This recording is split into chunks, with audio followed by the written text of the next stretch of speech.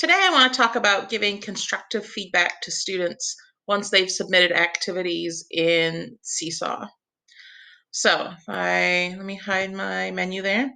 If I look at the bottom of my journal screen, I see I have some items for review. So I'm going to click on that. And looking at my first item, somebody's completed my true-false addition and subtraction activity. In general, I try to avoid the approve all button because then I can't go back and look at the actual activity fairly easily. I have to go back, find that assignment, find it in the journal. If you're asking students to complete work on Seesaw, you should be looking at it, giving them feedback if we're following best practices. So I'm going to look at this item and I want to give the students some feedback. So we know we have the comments down here, and I could either type them a comment or give them a voice comment. But maybe I want to give them something a little bit more, something a little bit more fun, more interactive. I can actually go in and edit. Let me close my comments here. So I go down to the three dots, which is the menu for this assignment. And I'm going to edit this item. So just like the student can go in and manipulate this, I, as the instructor, can also go in and manipulate.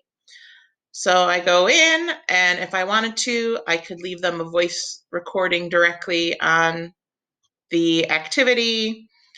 I can type them something. So maybe if there's something specific I want to point out, I could put in an arrow and say, hey, draw some attention to it.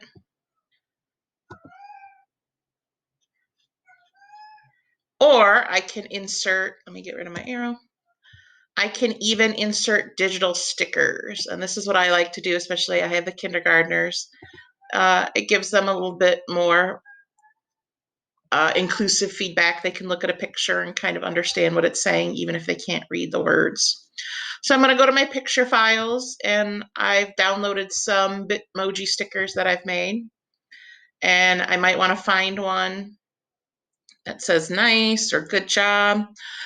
I can even make my own. So if there's a comment I want to make, like, oh, you might want to check 5 plus 4, I can type that into the Bitmoji app and it'll make a sticker for me. So but this person, they got 100%. So I want to give them, oh, I don't think I have my 100% sticker here. So I'm just going to give them one that says I'm proud of them because they got 100%. So I've inserted my picture file, and now I can adjust it. I can rotate it if I need to. And then when I'm done, I'm just going to save it like the students would. I'm going to hit that green check mark. And it's saved. And now when I approve it and put it back into the journal, I have to go back to my review tab. I'm going to approve it. Now when it pops up in the student's journal, they're going to see that sticker in there. Yay, Miss Briscoe's proud of me. The edit item feature is also nice if you have an activity that has multiple pages. So again, I could make a comment down here overall, but say the student's mistake is on page 2 that I can't see right away. Rather than having to explain all that in the comments, I can go directly to the slides. So again, I'm going to go to my 3-dot menu, edit item. And as I see, the first page is great. Once I can get it to load. But if I go to the next page, I want to give them a little bit more explicit feedback. So this one's great. They got their 12. It's formatted in the 10 frames correctly. I might want to give them a good job or a nice sticker.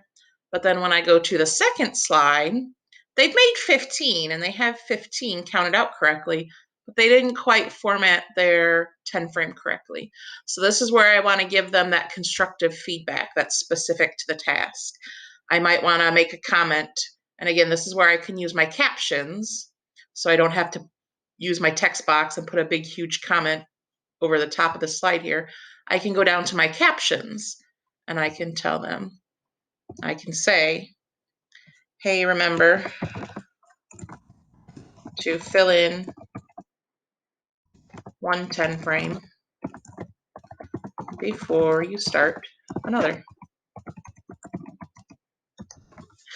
And this is where I could put some voice comments too. So if I wanted to have a voice comment on each page, I could do that within the captions. And then when I'm done, I just click anywhere out of it, and it lets the students know that the caption's been added. Same thing, I go to the next page. Oh, they were trying to do 18 and they only did 8. So again, I could put my little Bitmoji sticker in saying, count again. I could come down here to the captions and type them a note, or I could leave them a voice recording. And again, I can put the voice recording directly on top of the page, but some people don't like that because it puts the big play button right in the middle. So it's kind of your preference. Do I want to record here, or do I want to have that recording out of the way so they can still see the picture? So those are some ways you can give more specified feedback to students within Seesaw.